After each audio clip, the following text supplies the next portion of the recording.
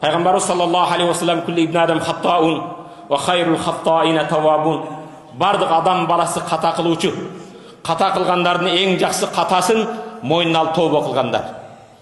Азыр мына жұмада отырып саптап тауба қылдым деп қойып. Таубаның қабыл болу үшін 3 шарты бар.